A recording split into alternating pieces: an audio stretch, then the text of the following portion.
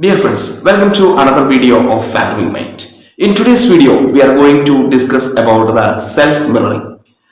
In self-mirroring, there are two techniques like physical mirroring and the social mirroring.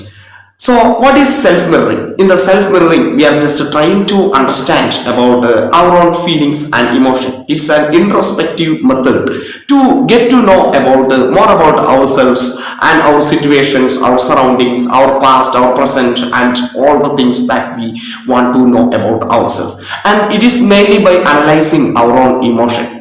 There are two techniques like the physical mirroring and the social mirroring. The first one in the self-mirroring is the physical mirroring. In the physical mirroring, we should have a physical mirror just like this in front of us and look it into this mirror and focus just only on our eyes than the face on, because our eyes never will tell lie to us. Eyes reveal the true emotions that are going on within ourselves. We can take 11 or to 15 minutes to observe our eyes and to get the real truth about the behind our own feelings and emotion.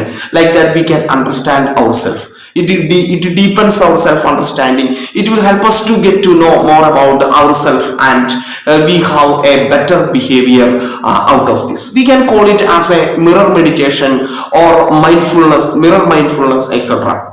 These terms can be used. The second type of self-mirroring is known as the social mirroring.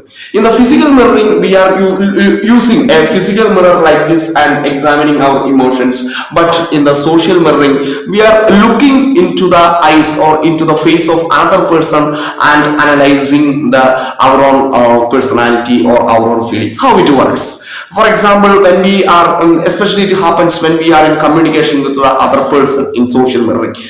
When we are communicating so many things to the other person and we look into the emotions into the eyes of that person and understand the emotions of that person. Just to take every 60 seconds, the snap about that person's feelings through his eyes and facial expressions, etc. And whether the person is interested in the communication. So when we are giving a lot of information to those person, sometimes that person may not be interested in our conversation. So his eyes may wander here and there. He may show some expressions on his face to show the disinterest and things like that. Then we have to modulate our conversation in such a way that the person will be interested in our conversation. Or sometimes for an empathetical understanding, we have to also stop our conversation. So this way we can also understand the feelings of others in the social mirroring. So the other is a reflection of one's own self. So we can also understand others' behavior and regulate our behavior. So we have to understand what is physical mirroring and social mirroring.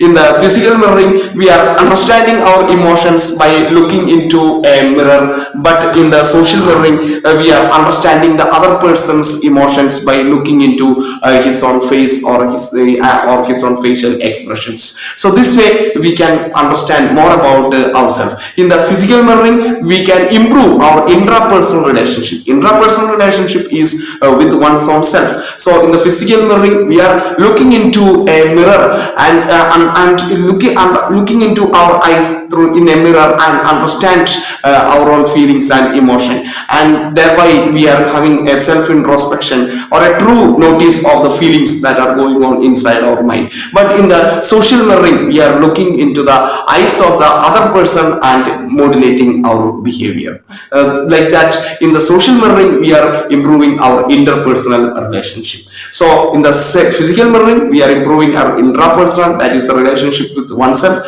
and in the social mirroring, we are improving our relation with the other person, that is interpersonal relationship. Thank you, dear friends.